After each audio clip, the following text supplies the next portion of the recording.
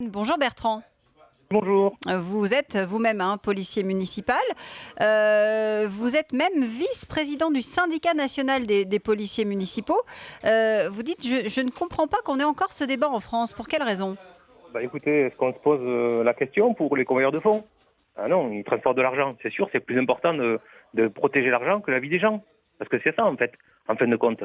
Aujourd'hui, on a des collègues qui travaillent sans armes, alors qu'on tue, aujourd'hui, on tue les gens. Alors comment voulez-vous aujourd'hui protéger la population quand soi-même, on ne peut pas se protéger? Nous, au syndicat, ça fait déjà 20 ans qu'on le dit, un policier sur la voie publique est armé. Point.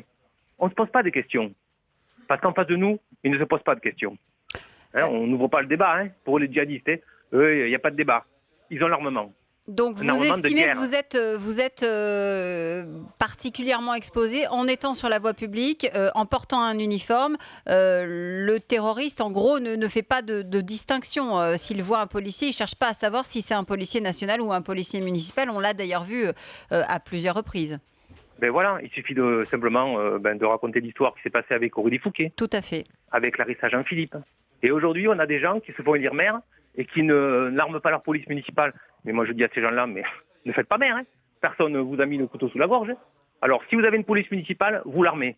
Sinon, vous n'avez pas de police municipale. Ce n'est pas non plus un service obligatoire. Mais quand vous en avez un, alors vous protégez vos agents.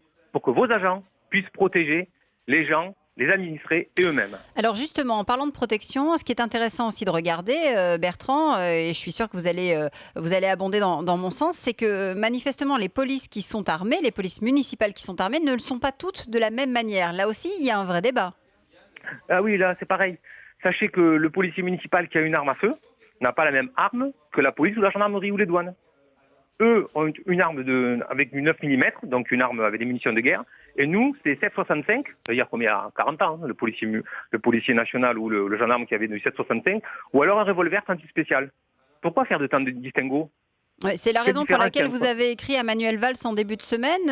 Est-ce que vous avez eu un contact avec Matignon? Est-ce qu'on a commencé à vous répondre? Vous savez, des contacts, on en a tout le temps. Mais on a juste des contacts. Et puis de toute façon, nous, au niveau de notre syndicat, on a décidé que dès lors que c'est juste pour faire une photo devant le perron, on n'y va plus. C'est plus la peine. Nous, on n'est plus là pour discuter. On veut les mêmes choses, les mêmes garanties que les autres. Il n'y a pas de différence entre les hommes qui travaillent sur la voie publique. Qu'est-ce que vous disent les policiers municipaux qui ne sont pas armés dans les villes où ça n'est pas la décision qui a été prise par la municipalité? Est-ce qu'ils se sentent particulièrement en danger? Est-ce qu'ils témoignent justement auprès de vous? De toute façon, on a de plus en plus de gens qui se syndiquent. On a des affaires avec certaines mairies, puisque nous, au syndicat, on défend l'intérêt de nos agents. Donc, on va sensibiliser les maires et on leur explique. Sauf qu'aujourd'hui, certains ont pris la mesure uniquement parce qu'il y a des morts. Est-ce qu'il faudra attendre combien de temps? Encore 200, 300 morts de plus? Mais pourquoi est-ce qu'en France, on se pose toujours la question de savoir si on arme nos polices? Mais qu'est-ce qui se passe dans ce pays? On a plus peur des policiers que des terroristes ou quoi? Parce que c'est la question qu'il faut se poser.